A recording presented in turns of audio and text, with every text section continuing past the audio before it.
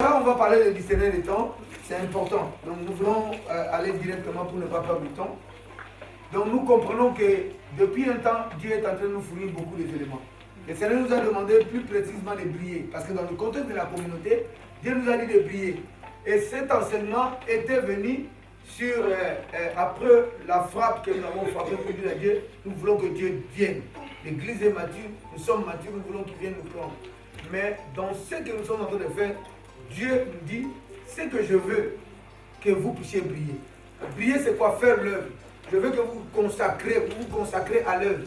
Vous travaillez pour la gloire, pour ma gloire sur la terre. Parce que la Bible nous dit, quand nous demandons la fin, c'est bien que nous demandons la fin, mais la Bible nous dit qu'il faut que cette bonne nouvelle, cet évangile de paix, soit évangélisé sur toute la terre et après quoi viendra la fin. Nous allons le voir encore tout à l'heure. On comprend? Donc la fin ne vient pas comme ça. Mais quand il s'agit du temps, c'est Dieu qui connaît. Personne ne connaît. Même Jésus a dit, je ne connais pas. Mais nous, ce qui est important pour nous en tant qu'enfants de Dieu, nous devons travailler, accomplir la volonté de notre Père. Comme Jacques nous dit, ne vous bornez pas à l'écouter, mais mettez-le en pratique.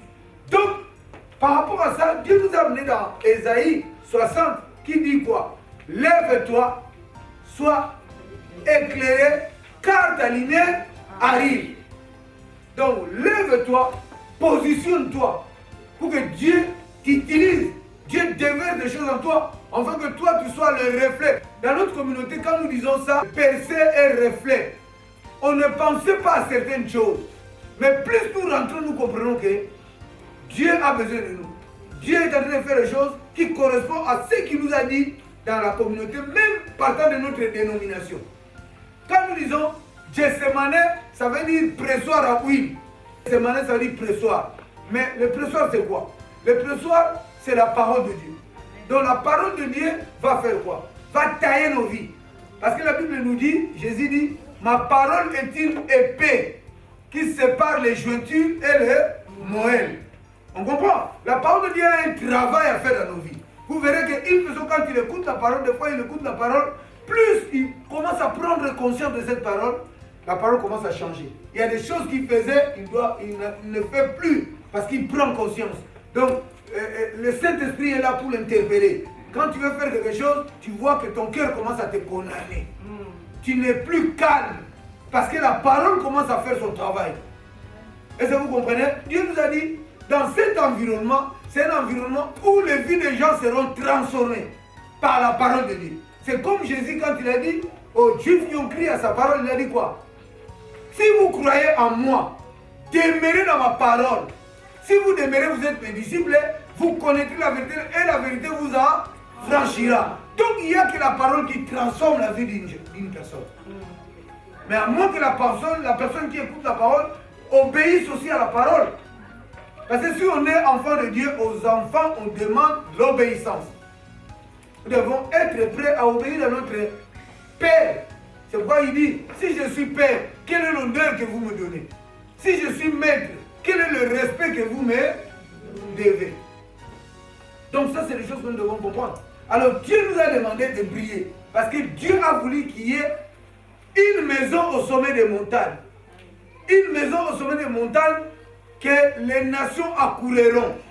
Donc nous, dans notre temps, Dieu veut que nos vies reflètent les valeurs de Dieu. Dieu veut que nous puissions briller. Parce qu'il a dit quoi? Vous êtes la lumière de la terre. Vous êtes les sels de la terre. On ne voit pas les sels, mais on sent le sel. C'est juste, non? On comprend? Donc c'est ce que nous devons être.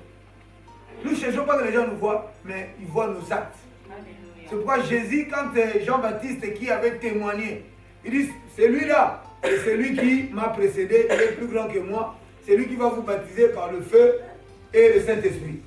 Mais quand il était emprisonné, il disait, est-ce que c'est lui ou c'est pas lui? Jésus n'a pas cherché à débattre. Il a répondu seulement ce que les prophètes ont dit. Il dit, allez lui dire,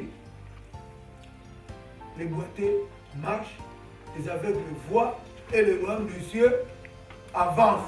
Donc pour dire quoi? Le royaume de Dieu n'avance pas parce que le royaume de Dieu avance quand toi tu fais l'œuvre de Dieu. Quand toi tu obéis à Dieu, tu mets en application ce que Dieu dit. On comprend? Parce que réfléchissons quand Jésus a répondu. Il n'a pas cherché à répondre.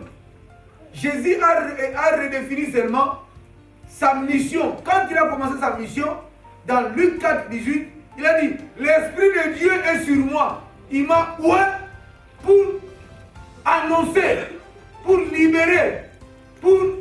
donc toutes ces choses-là, et c'est les choses qu'il a dit seulement à Jean. Le boiteux marche, et les aveugles le voient, le royaume avance.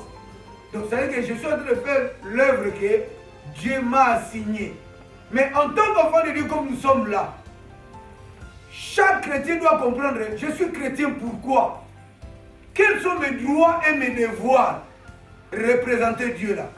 Quand nous portons le nom de chrétien, donc nous sommes des Christ, en miniature. Comme Christ, c'est ce qu'on dit. Chrétiens, c'est ceux qui sont comme Christ. Ils sont comme Christ comment? Par des attitudes, par leur comportement. Alors s'il y a une situation face à toi ou face à moi, je dois réagir comme si c'était Christ qui était là. Mais je ne dois pas réagir n'importe comment. Comment je dois réagir comme Christ? Parce que je vais mettre en application la parole de Dieu. La parole de Dieu, c'est comme, vous savez, quand les avocats vont défendre les gens, ils ont le code, des articles, des applications, tout ça là. Et à chaque fois quand il y a une situation, lui il va traiter, il dit selon l'article qu'on a traité, ça, il défend par rapport à ça. C'est comme toi aussi, chaque situation, tu vas dire qu'est-ce que la parole de Dieu me dit. Alléluia. Tu ne vis pas par rapport à tes sentiments parce que toi tu ne sens pas bien, parce que tu n'aimes pas ça, ce n'est pas ton affaire. Quand tu rentres dans cette affaire, apprends à obéir. Amen. Apprends à faire taire ta chair. Amen. Sinon, tu seras chrétien qui vient, qui parle des versets aussi. Mais Dieu ne te voit pas. Dieu ne voit pas les versets que nous parlons. Dieu voit les actes. C'est pourquoi la Bible dit quoi? L'œuvre de chacun sera éprouvée, sera testée. Quelle est l'œuvre? Pourquoi Jacques nous dit ne vous bornez pas à l'écouter, mais mettez-les en pratique. Parce que si la parole de Dieu, toi tu dis aux gens, pardonnez. Si toi tu ne sais pas pardonner, qu'est-ce que ça fait? La Bible dit la lettre tue, mais l'esprit vivifie. Donc ce qui est important, c'est l'esprit qui est dans la lettre qui nous permet de vivre. Donc de vivre la parole de Dieu. Ceux qui n'ont pas l'esprit de Dieu ne sont pas enfants de Dieu. Amen. Nous devons comprendre ces choses. Nous devons réellement, nos cœurs, nos vies soient réellement transformés. Pour que nous soyons comme Dieu veut que nous soyons.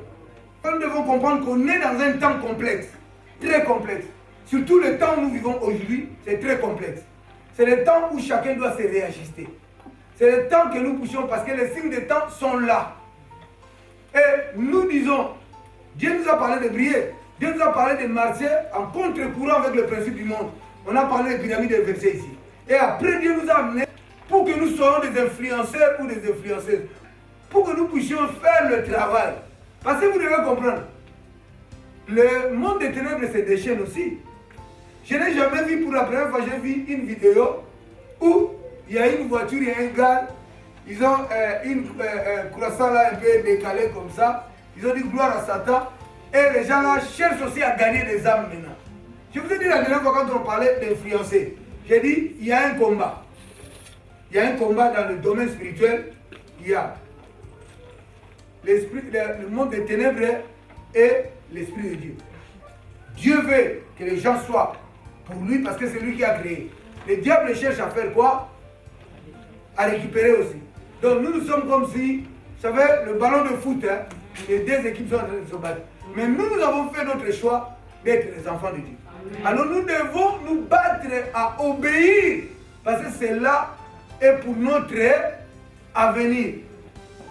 Donc nous devons nous bagarrer. Parce que si nous disons que nous sommes enfants de Dieu et que nous vivons comme les païens et que nous ne respectons pas, nous n'honorons pas notre Dieu ou notre engagement, nous passons notre temps pour rien. Donc nous devons réellement, parce que la vie consiste de choix. Mais pour faire un choix, il faut avoir deux choses devant soi. Sinon, on n'aura pas de choix. C'est pourquoi je vous ai dit, quand nous brillons, en tant qu'enfants de Dieu, et les enseignements de Dieu disent c'est pour la communauté. nous devons comprendre le principe de pyramide inversée. Nous fonctionnons à contre-courant parce que Jésus a dit que cela ne soit pas ainsi parmi vous. Parce que les princes de ce monde sont en haut et ils dominent tout le monde. Mais vous, je veux que le plus grand soit le plus petit. C'est lui qui sert. Vous ne voyez pas l'inversion des valeurs. Nous sommes avec tout le monde, nous ne sommes pas tout le monde. Dis à ton frère, à ton voisin qui est dit, je suis avec tout le monde, moi je ne suis pas tout le monde. Je suis enfant de Dieu. Dis-lui avec détermination, avec certitude. Ne dis pas comme si, non. Dis seulement, moi je suis enfant. Sois sûr de ce que tu dis. Comment? Donc c'est pourquoi nous devons comprendre qu'on est dans un temps très complexe et cela nous exige d'avoir plus de discernement afin de mieux se positionner pour racheter le temps. La Bible nous dit racheter le temps car les jours sont mauvais. Le même passage que nous allons lire pour discerner le temps, Ephésiens 5, 9. Les fruits de la lumière consistent en toutes sortes de bonté, de justice, de vérité. Donc ça dit quoi? Pour briller pour Dieu, comme on avait dit parler des œuvres, on voit quoi? La bonté, la justice et la vérité. Tout ça sont des caractéristiques que Dieu, c'est de Dieu. C'est les caractéristiques de Dieu et c'est les caractéristiques que Dieu veut. Parce que quand Dieu a créé l'homme, a dit, faisons l'homme à notre image et à notre ressemblance. Il faut que l'homme arrive à ressembler à Dieu. Alors, quand on voit Dieu, Dieu est bon, Dieu est juste, la vérité c'est Dieu. Donc Dieu veut aussi que nous ayons ces choses-là. Parce que la bonté, c'est une nature. Une nature. La justice aussi, ce sont des valeurs que la personne puisse avoir. Si on peut dire, dis-moi des qualités de cette personne. Tu peux dire, cet homme est juste, cet homme est ça, cet homme est ça, cet homme est ça. Cet homme est humble, cet homme est comme ça. Ça, c'est des choses qui redéfinissent le caractère d'une personne, la nature d'une personne. Donc, si Dieu nous dit, vous êtes la lumière de la terre, donc, notre lumière, le fruit, donc ça veut dire que les œuvres, quand on dit le fruit c'est les œuvres. On comprend? Les œuvres de la lumière, pour mieux comprendre ça. Quand on dit on est lumière, lumière est liée aux œuvres, comme j'avais dit. On comprend? Car le fruit, ça consiste en toutes sortes de bontés. Quand on dit toutes sortes de bontés, donc dans la bonté, il y a plusieurs formes de bonté. Dans la justice aussi, il y a plusieurs formes de justice. Parce que la justice de Dieu, ce n'est pas ce que nous pensons. Parce que nous pensons 50-50. Quand on fait 50-50, on est juste. Mais avec Dieu, la justice de Dieu est dans sa parole. Quand tu obéis à ce que Dieu dit. On voit un peu la différence. C'est ce que nous devons comprendre. Parce que nous devons dépendre de lui. Examiner ce qui est agréable au Seigneur. On nous demande d'examiner ce qui est agréable au Seigneur. Et ne prenez point part aux œuvres infructueuses des ténèbres, mais plutôt condamnez-les. Car il est honteux de dire ce qu'ils font en secret. Mais tout ce qui est condamné est manifesté par la lumière. Car tout ce qui est manifesté est lumière. Car c'est pour cela qu'il est dit, réveille-toi, toi qui dors, réveille-toi d'entre les morts et Christ t'éclairera. Donc ce passage-là rejoint, ça se ressemble au passage d'Ésaïe 60. Ésaïe 60 nous dit quoi? Lève-toi, sois éclairé. Est-ce que la personne était dans une position couchée?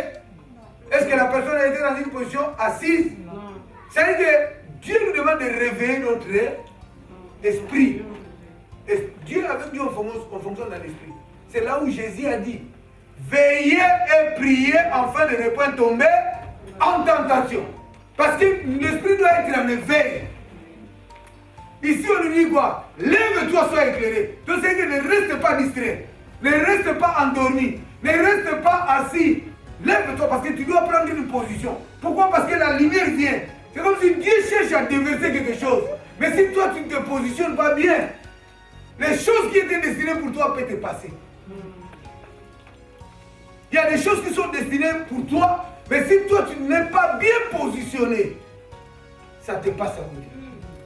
C'est pourquoi ce passage est très important quand on nous dit examinez ce qui est agréable. Alléluia. Et ne prenez point part aux œuvres infructueuses de ténèbres. Mais quand on veut parler des œuvres infructueuses de ténèbres, il y a beaucoup de choses à prendre là-dessus. Ici, je lis seulement comme ça. Mais si on va rentrer dans les détails, c'est encore un autre enseignement. Vous comprenez? Mais plutôt condamnez-les.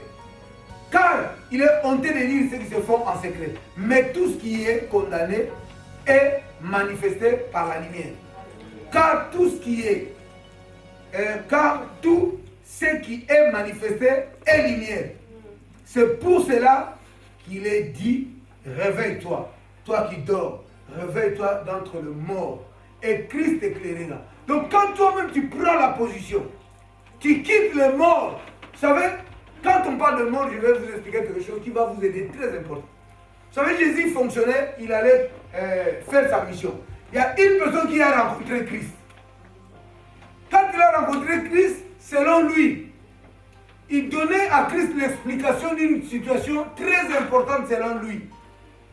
Il a dit, Seigneur, c'est bien, je t'ai rencontré pour avancer avec toi, mais laisse-moi d'abord aller enterrer mon père. Je ne sais pas, parce que c'est précieux ce qu'il voulait faire. Enfin, c'est louable, disons. Vous comprenez? Mais Jésus a dit, laissez les morts enterrer leurs rêves. C'est pas, il disait mort comme il voulait, mais les gens qui sont limités, parce qu'une personne qui ne connaît pas Dieu, c'est comme si lui, il a eu déjà la grâce d'être illuminé. Donc, il s'est positionné dans une bonne position. Mais il veut encore reculer. Mais ici, nous voulons réellement comprendre. Ce n'est pas en fait que nous venons ici, nous quittons la maison. Nous venons ici pour comprendre qu'est-ce que Dieu veut, comment je dois cadrer ma vie, comment je dois fonctionner, comment je dois être. Alors, cela demande le discernement. Tu dois discerner pourquoi je suis chrétien. Qu'est-ce que je bénéficie? Comment je dois fonctionner? Comment je dois être? Ça change. Parce que premier enseignement, Jean-Baptiste qui était venu préparer le chemin, il a prêché seulement la repentance. Le changement de mentalité. Et Jésus est venu aussi dire, changez vos mentalités. Et même Paul, quand tu continues, dit quoi? Ne vous conformez pas au siècle présent. Soyez transformés par le renouvellement. Ce qui tue le monde aujourd'hui, c'est juste les mentalités. Et les choses du monde nous appâtent. Nous aimons ça, nous rentrons vite. Et des fois, nous faisons des choses que nous ne savons pas pourquoi nous l'avons fait. Mais nous l'avons fait.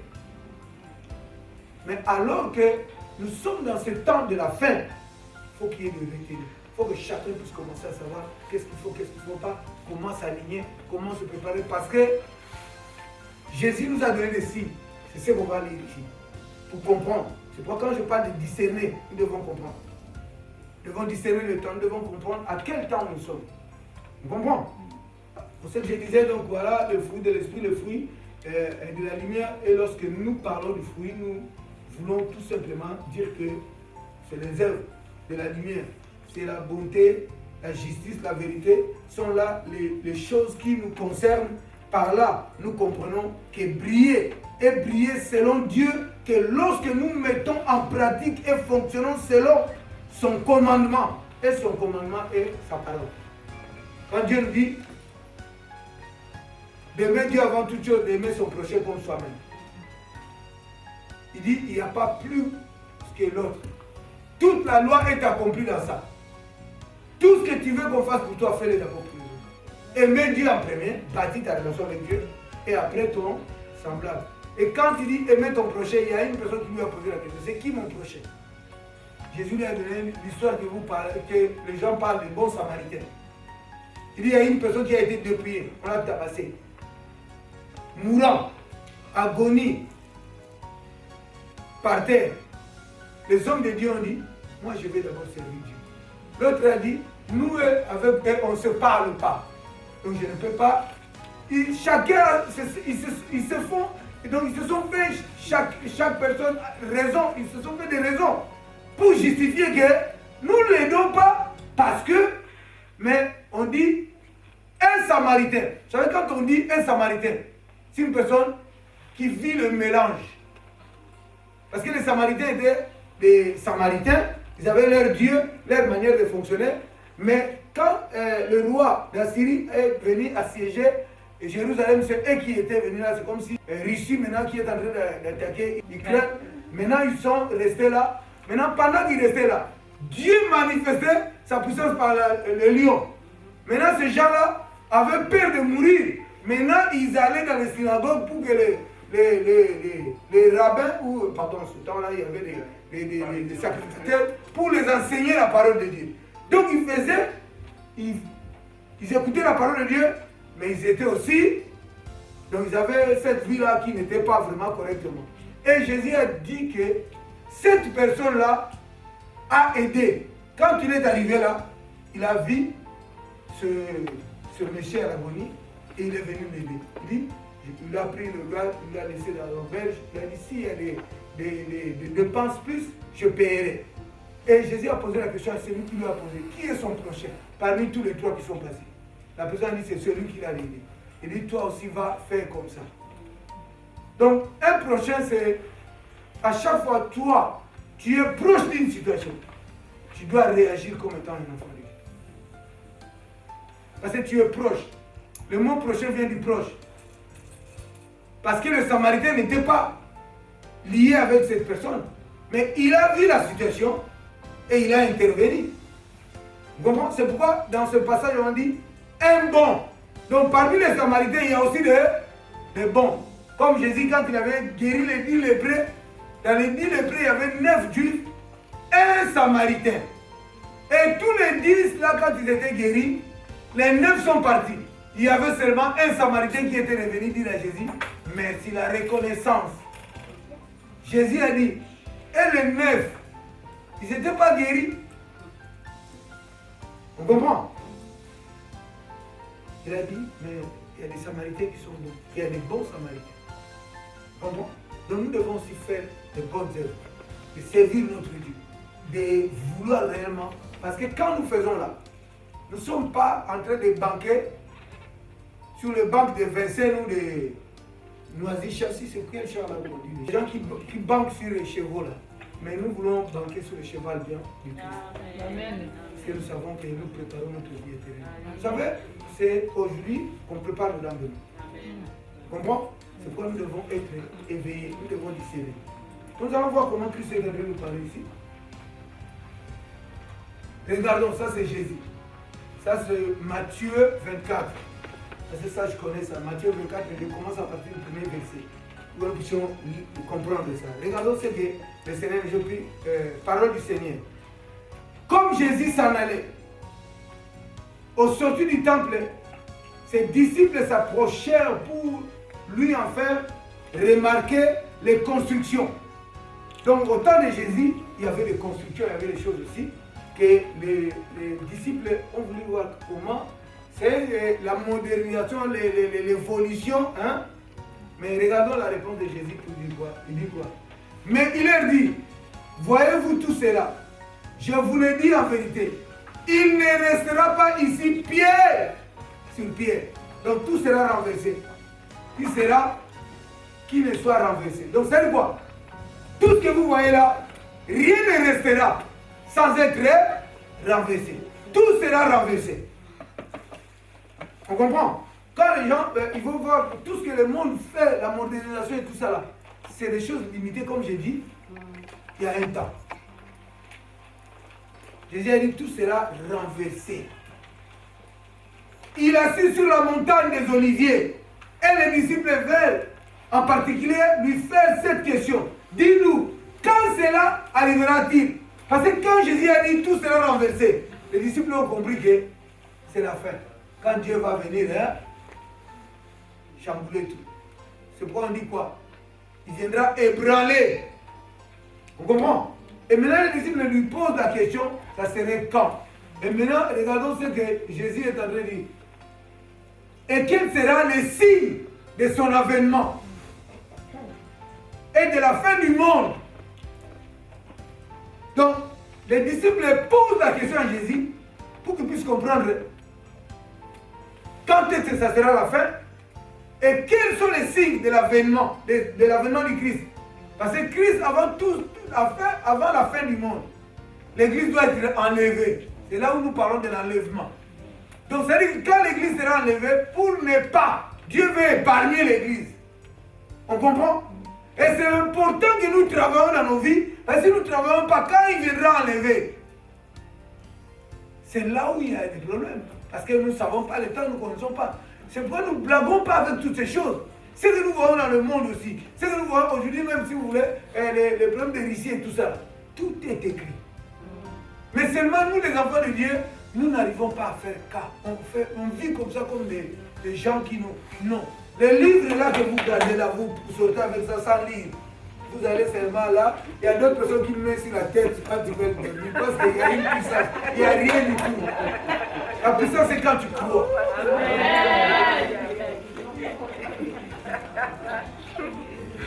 Là, c'est vraiment de la banalité. Il prend la Bible, il met l'oreiller, il met comme ça, il dort comme ça, les démons ne peuvent pas venir et tout ça. C'est la vérité, pasteur.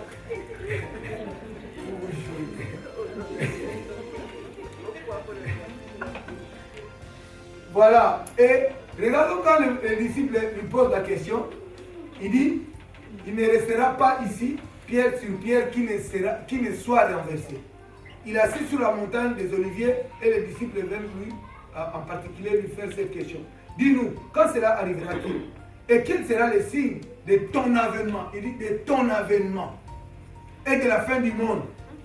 Parce que les disciples aussi étaient informés de cette situation. C'est pourquoi nous, en tant que chrétiens, nous ne pouvons pas ignorer ça. Parce que Christ viendra. Mais quand Christ viendra, il faut que moi je me prépare. Vous comprenez? Et nous devons aussi, parce qu'il y a un moment, les gens pensaient que ce monde-là ne sera pas détruit. C'est comme si le monde ne sera pas détruit, on vivra éternellement. Non, le monde là est temporaire. La preuve année, quand le corona était venu, personne ne pouvait savoir. Donc si le corona pourrait venir, même le problème de Russie a surpris tout le monde. Vous comprenez? Aujourd'hui, on ne parle plus de corona. On a déjà oublié le corona. Maintenant, c'est Russie. Voilà. Mais les disciples ont posé cette question. C'est une question, c'est majeur. C'est quelque chose de très important. Dis c'est quoi? Ou quels sont les signes? Regardons maintenant quand Jésus va nous montrer pour que nous puissions comprendre. Regardons ce que Jésus dit. Jésus leur répondit. Prenez garde que personne ne vous séduise, car plusieurs viendront sous mon nom, disant, c'est moi qui suis le Christ. Et ils séduiront beaucoup de gens. Vous entendrez parler de guerre et de bruit de guerre. Gardez-vous d'être troublés. Car il faut que ces choses arrivent, mais ce ne sera pas encore la fin. Une nation se lèvera contre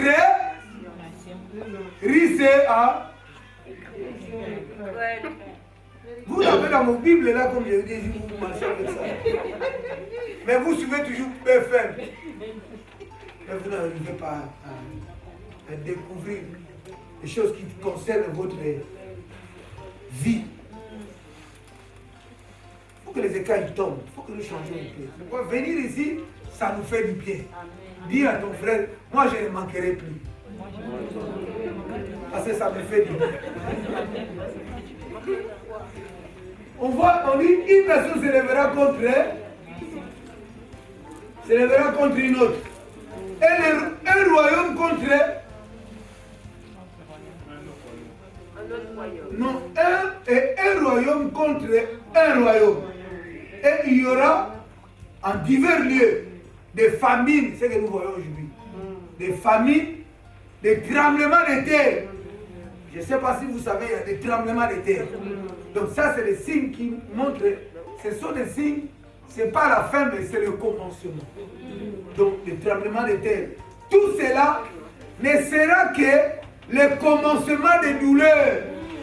Alors, on vous livrera au tourment et l'on vous fera mourir. Et vous serez haïs de toutes les nations à cause de mon nom. Nous devons comprendre qu'il y a des choses qui viendront qui seront plus dures. Mais si tu n'es pas coriace, c'est pourquoi les gens doivent connaître ce qu'ils sont. Nous ne sommes pas n'importe quoi. Mais sachez que tout ce que le monde peut planifier, nous sommes dans la main de Dieu. Amen. Tout ce qui est dans le creux de sa main, personne ne peut le faire. Amen. C'est pourquoi avant que tout soit là, quand on nous parle des fléaux là d'Apocalypse, nous ne devons pas avoir peur parce que Dieu va enlever son église. C'est pourquoi il est important que nous puissions arranger nos vies. Réglons ce qu'il y a à régler. Arrangeons nos vies. Fonctionnons correctement. Servons Dieu. J'ai dit banquer dans la banque de Dieu. Au lieu qu'on soit esclave de faire certaines choses que nous pensons que la réussite, ça c'est pas. Parce que tout passera. Tout passera. Et les signes des temps sont là. C'est vrai que nous ne sommes pas encore à la fin. Mais les prémices, on commence à comprendre ça. Voilà ce qu'il est en train de me dire. Regardons. Alors on vous livrera au tourment et l'on vous fera mourir et vous serez haïs de toutes les nations à cause de mon nom. Alors aussi plusieurs succomberont et ils se trahiront, se haïront les uns les autres. Plusieurs faux prophètes se lèveront et ils séduiront beaucoup de gens. Et parce que l'iniquité se sera accrue, la charité du plus grand nombre se refroidira. Mais celui qui persévérera, vous comprenez? En dépit de tout ça là, mais il y a des gens qui sont là, qui disent moi, je ne vais pas rater aucune chose. Je dois. C'est comme si quand on fait quelque chose, tu as dit non, je veux aussi, ma part soit là. Je ne peux pas laisser sans que non, je dois aussi composer. Donc ça, c'est les choses que nous devons comprendre. Donc celui qui persévérera jusqu'à la fin sera sauvé. Donc quand toutes ces tribulations de choses en soi, si tu es réellement engagé, déterminé pour servir ton Dieu, tu seras sauvé. Tu seras sauvé. Et en plus, maintenant, ce que je vous dis, la raison que Dieu nous a dit de briller, c'est ce que Jésus dit. Cette bonne nouvelle du royaume sera prêchée dans le monde entier pour servir de témoignage à toutes les nations, alors viendra la fin. Donc quand toutes ces choses vont passer, ça c'est un plan. Il nous dit comment les choses vont se dérouler. Et maintenant il dit, ceux qui persévéreront seront sauvés. Et parce que ceux qui persévéreront faire quoi? À faire l'œuvre de Dieu, à continuer à briller. Alléluia. Comme les 10 vierges, il y avait 5 qui avaient des réserves de pétrole. Leur lumière ne s'est pas éteinte. On comprend? Pour les autres, il n'y avait plus de pétrole. Ça s'est éteint. Ils ont dit qu'ils vont aller chercher. Le temps qu'ils sont allés chercher, le pour rentre. Les 5 sont rentrés, les 5 sont rentrés. Et nous devons comprendre. Nous devons racheter le temps entre nous. Nous devons savoir quel temps nous vivons. Nous devons avoir le discernement. C'est pourquoi moi j'ai dit, je suis avec tout le monde, je ne suis pas tout le monde. Parce que je sais ce que je fais. Je ne peux pas être comme tout le monde. Et moi j'ai dit, tout ce que nous vivons ici, ça a commencé par quelqu'un. Et moi je vais commencer moi. Je commence moi. Acceptez-moi comme moi. Je ressens un peu. Donc c'est comme ça, c'est la liberté de tout un chacun. Vous comprenez? Parce qu'il y a des choses, moi je ressens dans mon esprit, c'est pas ce que les autres ressentent. Sois libre avec ton Dieu. Attache-toi à ton Dieu là. Amen. Que les gens ne viennent pas te déformer. C'est Dieu qui te forme. Amen. Sois formé par Dieu. Amen. Sois battu par Dieu. Amen. Suis Dieu avec ton cœur. Commence à prendre des décisions judicieuses. La vie consiste de choix. Mais pour faire un choix, il faut qu'il y ait 2 choses. Il y a la vie du monde et la vie de Dieu. Il y a des gens qui peuvent dire que je suis de Dieu, mais si tu analyses sa vie, il n'y a rien. Or, vivre la vie de Dieu, c'est juste l'obéissance. Au principe que Dieu a dit. Amen. Mais le principe que Dieu a dit, quand tu obéis, ne pense pas que ce n'est pas facile. On souffre, on paye le prix. On paye le prix parce que Dieu a dit, de la même façon, nous payons le prix pour avoir le salaire. Mais là, c'est devenu normal. Mais pour Dieu, c'est grave. Ah, Dieu demande beaucoup. Mais quand le travail demande, même les heures supplémentaires, on trouve ça normal. C'est pourquoi j'ai aimé le témoignage de Yannick qui dit non. Il a analysé. Il dit, au travail, quand on me dit les heures supplémentaires, j'ai dit oui, le premier. Parce que j'ai besoin d'avoir un peu plus. Ça, c'est normal. Il dit, mais maintenant aussi, il faut que quand on me dit à l'église, il faut que je sois là. Amen. Pourquoi? Parce que c'est qu'on dit à César, c'est qu'il y a à César, à Dieu. Dieu ne nous interdit pas. Mais seulement Dieu attend que nous puissions lui montrer notre obéissance. Parce que Dieu, on ne l'aime pas, Dieu, on l'obéit. C'est lui qui nous aime. C'est lui qui est venu vers nous. C'est lui qui a le projet pour nous. C'est lui qui fait tout. C'est pourquoi des fois nous voyons comme si Dieu n'est pas là quand nous avons des besoins. Tellement nos besoins nous hantent. Qu'est-ce qu'on dit? C'est comme si Dieu traîne, comme nous sommes temporaires, il prend trop de temps. Et comme nous sommes temporaires et humains, on voit que l'âge avance, bientôt peut-être je vais mourir. Mais pourquoi on nous parle de Sarah et d'Abraham? Parce que ce sont Abraham, c'est le père de la foi. Donc ça veut dire que quand sa vie commençait, il commençait à devenir lambeau, il était en lambeau, mais Dieu a restitué. Qu'est-ce que nous pouvons dire quand nous lisons dans Osée? Il y avait des ossements. Il n'y avait même plus la vie. Mais Dieu a remis la vie. Dieu est capable. Job a tout perdu. A perdu tout. Dieu a remis tout. Plus que ce qui était avant. Dieu peut faire des merveilles, des miracles, des choses. Nous ne devons pas douter, nous devons réellement. Réagissons nos positions. Dieu est vrai. Il faut que Dieu soit vrai dans ta vie. Ce ne soit pas un Dieu de oui, que tu as entendu parler des gens, ou que tu dis seulement, mais tu ne vis pas. Décide-toi, bâtis ta vie, règle certaines choses, et tu verras la gloire de Dieu. Dieu a dit, mettez-moi à l'épreuve. Pourquoi on ne le met pas à l'épreuve? Nous ne le mettons pas à l'épreuve parce que nous savons nous ne pouvons pas aussi. Nous savons nous ne pouvons pas. Ce n'est pas que vous, même moi aussi je me bats. C'est comme Paul a dit, moi aussi je cours. Nous tous nous débattons. Mais maintenant, soyons vraiment aguerris. C'est pas facile, c'est qu'on est être chrétien, c'est pas facile. Mais maintenant, il faut être préparé mentalement pour trouver normal. Comme nous, le travail, on commence à trouver ça normal. Le travail est devenu normal parce qu'on vit sans ça. On ne peut pas vivre sans ça. C'est comme aussi la vie des choses de Dieu. C'est comme ça. C'est comme ça. C'est comme ça, nous devons peut-être comprendre ça. Maintenant, il dit quoi? C'est pourquoi lorsque vous verrez l'abomination de la désolation dont a parlé le prophète Daniel, établi en lieu saint, que celui qui lit fasse attention. Vous comprenez? Maintenant, ça là, Christ nous envoie en Daniel. Or, Daniel aussi, quand il a prophétisé devant le roi, il a révélé beaucoup de choses. Et ces choses-là sont en train de faire aujourd'hui. Ce sont des choses qui sont en train de se faire aujourd'hui. Parce que quand Jésus a dit, il nous a renvoyé dans Daniel. Parce qu'il dit, quand nous verrons la désolation, quand on verra les choses, et vous allez, Daniel a dit beaucoup de choses qui vont dans le... parce que Daniel l'a dit avant, Christ est venu régler seulement pour préciser par rapport à son avènement et à la fin du temps. C'est pourquoi il nous a renvoyé pour aller encore lire. C'est pourquoi il dit, c'est lui qui lit face à... Attention.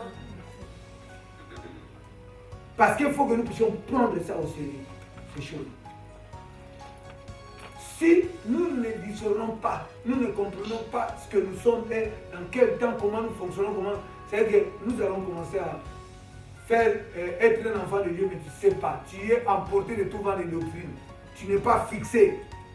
Parce que beaucoup de gens, qu'est-ce qu'ils poursuivent? Des guérisons, des miracles, de la bénédiction, l'évangile de la prospérité. Mais les gens n'arrivent pas à lire. C'est que depuis qu'on a commencé sur les évangiles de la prospérité, tu verras que ta vie a toujours été là. Mais seulement les gens te rendent avec des promesses qui ne se réalisent pas. Tu comprends? Mais c'est la bénédiction de l'Éternel qui enrichit. Amen. Job a dit quelque chose de très important. Il a dit, si de Dieu, nous savons recevoir de bonnes choses. Mais si aussi, il y a des choses mauvaises qui vient de Dieu, supportons. Supportons parce que ça vient de Dieu. C'est pourquoi, en tant qu'enfant de Dieu, il faut savoir discerner les combats et les preuves. Vous comprenez? Pourquoi? Parce que dans la vie de Job, Dieu a mis Job à l'épreuve et c'est l'ennemi qui le combattait. Je ne sais pas si on comprend ça. Dieu observait. L'ennemi était en train de détruire pour voir comment Job va. Et Job est resté intègre. Et quand Dieu a fait, Job lui-même a dit, j'ai entendu parler de toi, maintenant j'ai ton fils. Parce qu'il a expérimenté. Il a compris. Et nous devons réellement honorer Dieu comme il se doit. Et ça serait quelque chose de bien. Sois fier de ton Dieu. C'est pourquoi je dis, entre la fierté et l'orgueil. La fierté, ce n'est pas l'orgueil. Il faut être fier de son Dieu. Mais Dieu n'aime pas les orgueils. La fierté, ce n'est pas l'orgueil. Tu dois être fier de ton Dieu, de l'honorer, de le témoigner, de le glorifier, d'être là, de s'attacher parce qu'on sait, les jours sont mauvais. Je dois racheter les temps, je dois réajuster ma vie, je dois régler certaines choses. Même me sortir des choses comme ça, je dois avoir le temps de consacrer. Même à la maison, quand tu as des enseignements, rentre à la maison, commence à travailler, prie, laisse que Dieu puisse t'inspirer à comprendre. Il faut avoir le dépôt. Il faut avoir le dépôt. Cela est possible parce que quand tu avais reçu Jésus, la Bible dit quoi? Ceux qui l'ont reçu et ceux qui ont cru à son nom, il les a donné le pouvoir de devenir enfants de Dieu. Tu as le pouvoir, c'est comme si on te donne les clés pour ouvrir la porte et rentrer dans la maison, mais tu as les clés, tu restes toujours là. Tu entends que la personne qui t'a donné les clés, pour dire quoi? C'est comme le gars qu'on a donné des talents. Il a dit, je connais mon Seigneur est juste. J'ai pris la pièce là qu'il m'a donnée, j'ai mis par terre. Quand il viendra avec j'ai mis un signe là pour lui montrer combien je suis juste et je suis fidèle. Regarde la pièce que tu m'as donnée. Même le signe qui est là. Mais il a oublié que le maître lui a dit fructifier. Alléluia. Alléluia. Fructifier. C'est comme toi tu es là, comme moi je suis là. Nous devons nous développer. Amen. Il y a des choses que Dieu a dit. Sont en nous. Mais qui sont en nous. Vous savez, la vie d'une personne peut changer quand tu découvres quelle est la chose la plus importante qui fait de toi, toi, que Dieu a mis en toi. Amen. Quand tu commences à t'orienter, à développer ça, tu verras comment tu seras. Parce que nous regardons toujours à côté. Nous voyons comme les autres sont plus importants. Mais nous avons Dieu. Nous avons Dieu. Comptons sur ce Dieu. Amen. C'est pourquoi il faut que nous puissions lui faire confiance. Confiance. Si tu as confiance en Dieu, c'est ça, la foi est née par là. Une ferme assurance. Quand on dit une ferme assurance, ça ne bouge pas. Dieu a dit, moi je crois. Même si je ne vois pas. Mais je vis comme si j'ai la chose. Qu'il me le donne ou pas, mais moi je crois parce qu'il est mon Dieu. Donc nous avons une mission. C'est pourquoi quand toi tu n'arrives pas à gagner les âmes, tu es en train de drainer les choses. Pourquoi? Parce qu'il a dit que cet évangile soit évangélisé, après quoi viendra la fin. Ça veut dire quoi? Il faut que d'autres personnes qui n'ont pas encore entendu le message, qui n'ont pas encore entendu Christ, on ne les a pas encore évangélisés. On n'a pas encore fait comprendre Dieu. Or, les gens qui vont faire ça, c'est nous. Parce que quand Christ a donné le ministère, il a donné le ministère pour perfectionner les saints, pour que les saints se mettent à l'œuvre de travailler pour peupler le camp de Dieu, de faire connaître Dieu à tout le monde, de travailler. C'est pourquoi nous ne devons pas fermer nos bouches, nous devons travailler. Et travailler aussi à développer, nous-mêmes nous développer, pour devenir réellement ce que Dieu veut. Comment nous développer? Faites tout pour chercher à maîtriser la parole de Dieu. Quand tu maîtrises, tu peux t'argumenter. Tu peux expliquer à la personne. Tu peux le faire comprendre parce que toi tu as compris. Donc, la Bible dit, vous avez reçu gratuitement, il faut donner. Gratuitement. Vous comprenez? Il faut donner. Analyse ta vie. Tu dis, dans ma vie, combien de temps je suis chrétien? Et combien de temps les gens que moi je suis en train de faire développer, où j'ai gagné? Tu as gagné combien d'âmes qu'aujourd'hui, tu as dit que ces gens-là, c'est pas des pêches d'aquarium, où il était déjà chrétien et tout ça. Mais une personne tout brute, il ne connaissait pas Dieu. Mais c'est toi qui as commencé petit à petit à faire le travail. Mais Dieu prend plaisir. La Bible dit qu'il y a de la joie au ciel pour un pécheur qui se répand. Amen. Quand nous faisons l'œuvre de Dieu, Dieu est en train de est content. Mais nous sommes enfants de Dieu, nous n'arrivons pas à faire l'œuvre de Dieu. Nous n'avons pas le temps. C'est que le monde là nous consomme. Nous sommes devenus des produits de consommation que le monde consomme. Mais nous disons nous sommes enfants de Dieu. La seule chose, on nous voit à l'église. Et quand nous rentrons là, l'ennemi sait. Il dit, pour que je sois en paix, je les laisse seulement aller à l'église. Mais dans leur mentalité, je suis là, je ne sors pas. C'est pourquoi vous voyez quand on chasse les démons. Les démons sortent, les démons répondent aussi. Je ne sors pas. Faire les délivrance, c'est un combat, c'est un travail. Mais la Bible dit quoi? Il envoie la parole et la parole guérit. Amen. La parole de Dieu peut te délivrer. Peut faire beaucoup de choses, c'est une puissance. Quand on dit cette parole, c'est par les jointures et le moelle. Donc la parole de Dieu est puissante. Et plus qu'une épée tranchante. Parce que ça change de mentalité. Il faut aimer la parole de Dieu. Amen. Ça change beaucoup de choses. Peut-être dans ta vie, tu as mis beaucoup de choses. Mais parce que tu ne veux pas te développer. Tu dis quoi? Je n'ai pas le temps. Mais la Bible nous dit racheter le temps. Mais qu'est-ce que toi tu dis? Nous comprenons, réfléchissons. Toi tu dis je n'ai pas le temps. Mais qu'est-ce que la Bible dit par rapport au temps? Racheter. Racheter c'est quoi? Selon la pensée de Dieu. Parce qu'il faut comprendre que Dieu ne nous parle pas des choses du monde, il parle des choses de Dieu. On comprend? Parce qu'en tant qu'enfant de Dieu, comme je disais, nous avons des droits et des devoirs. C'est-à-dire qu'on peut être un enfant de Dieu, certaines choses que la parole nous demande, nous n'arrivons pas à le faire. C'est comme si Dieu nous donne un temps pour que nous puissions nous réajuster correctement. Ce que tu devais faire, que tu n'avais pas fait, commence à le faire. C'est comme si tu te repositionnes. Vous allez voir dans la Bible, Dieu a donné les 10 commandements. Moïse est descendu. Il a vu le peuple en train qui était censé de faire autre chose. Il faisait autre chose. On comprend? Il a détruit les tables. Mais Dieu, dans son amour, il avait demandé encore à Moïse de... Donc la même chose qu'ils avaient raté, qui était détruite, Dieu vient encore leur donner la possibilité. C'est comme si Dieu dit, tellement il nous aime, il voit que nous n'arrivons pas à faire certaines choses. Mais maintenant, plus il nous donne la connaissance. C'est comme si une personne qu'on devait condamner. Vous comprenez? C'est là où Jésus a donné l'exemple de la femme adultère. Maintenant, il a dit, qui de vous qui la condamne ou qui n'a pas de péché? Personne, chaque personne a vu ses péchés. Et en même temps, c'était comme une seconde occasion pour la dame. Maintenant, Jésus lui a dit, va ne pécher plus. Donc ne vis plus comme tu vivais. Maintenant, respecte, obéis, parce que ni moi ni les autres t'ont condamné. Donc c'est comme si Dieu nous donne dans le temps qui reste là, avant la fin.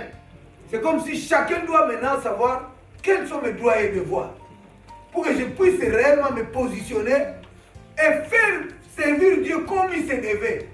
Donc je dois être ce que Dieu attend de moi. Donc ça demande le discernement, pas le discernement. Si nous discernons réellement, nous devons comprendre que qu'est-ce que je dois faire à chaque temps pour Dieu et pour moi-même. Parce que Dieu c'est un Dieu d'ordre. Et si nous voulons être à sa ressemblance, nous devons être aussi ordonnés. On comprend? Donc chaque chose, c'est pourquoi la Bible dit, il y a un temps pour tout.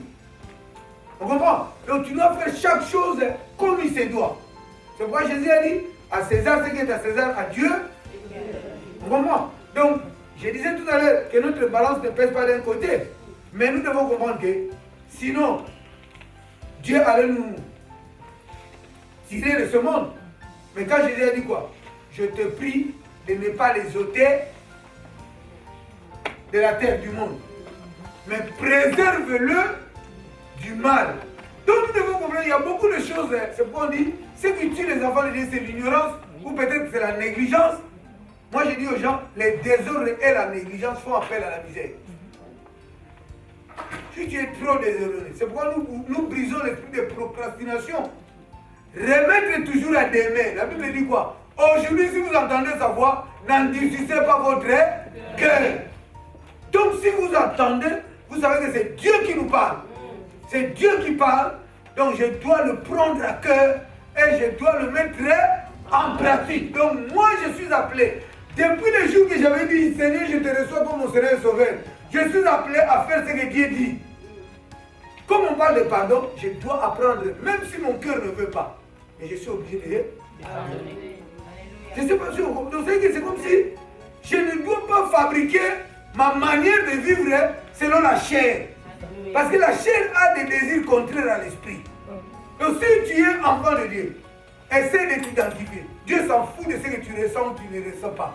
Mais Dieu veut que tu l'obéisses. Je vois beaucoup de gens ont des excuses. Parce que c'est moi, parce que c'est oui, ça peut arriver. Mais il y a des choses que Dieu, il y a une chose, Dieu nous a laissé libre. Il dit que ton oui soit un vrai oui et que ton non soit un vrai non. Non. Et quand tu dis oui, tu t'engages à faire ça. Quand tu dis non, tu sais ce que tu dis. Donc nous ne devons pas être des gens qui sont non. Nous devons être libres. Dieu nous a donné cette liberté-là. Mais maintenant, nous avons pris notre liberté pour dire à Dieu, nous venons à toi pour devenir ton esclave, comme Marie a dit, que cela me soit fait selon sa volonté. On comprend? Mais maintenant, si tu dis que cela me soit fait selon sa volonté, tu ne dois plus pleurer. Regardons Jésus qui est le modèle. Après les prêches, après les miracles, après tout, il est revenu dans Gethsemane. Ça, c'est le nom que nous portons. Dans Gethsemane, qu'est-ce qui s'est passé? Donc il était face à sa réalité, à sa raison d'être sur la terre. Parce que le plus dans Gethsemane, là, c'était pas le miracle, c'était pas tout ça là, mais c'était aller mourir sur la croix. Est-ce qu'on comprend? Oui. Mais maintenant, qu'est-ce qu'il a dit? Les mots que Jésus a dit, c'était les mots émotionnels, c'était la dimension charnelle. Qu'est-ce qu'il a dit? Mon âme est triste. Il n'a pas dit mon esprit est triste. L'âme est là où résident les émotions et les sentiments. Vous comprenez? Parce que l'homme, il y a l'âme qui nous booste dans beaucoup de choses. Qu'est-ce que l'âme fait? Si tu fais du bien, tu te sens, ça te procure un peu la joie. Toi-même, tu es fier de toi. Tu vois, c'est-à-dire si tu fais, où tu faisais un travail, ça te compliquait beaucoup. Quand tu réussis des fois, toi-même, tu sais, waouh, tu vois, c'est comme s'il y a un défi, ça te procure la joie. Mais maintenant, si tu faisais quelque chose, quand tu rates la chose, ça te crée un sentiment de culpabilité, j'aurais dit. Maintenant, le problème c'est quoi? Tu commences à demander comme si on te donne l'occasion pour que tu répares. Vous comprenez? Maintenant, quand on nous dit racheter le temps, Dieu nous permet, c'est comme si Dieu nous donne l'occasion de réparer tout ce que nous n'avons pu pas faire. Nous avons peut-être les préoccupés dans certaines choses. Or, nous avons dit à Dieu, nous dépendons de toi. Mais on venait à Dieu par des excuses, par des choses, à un temps clopinant, voilà tout ça. Mais Dieu nous dit maintenant, aujourd'hui, vous devez discerner que moi je compte sur vous.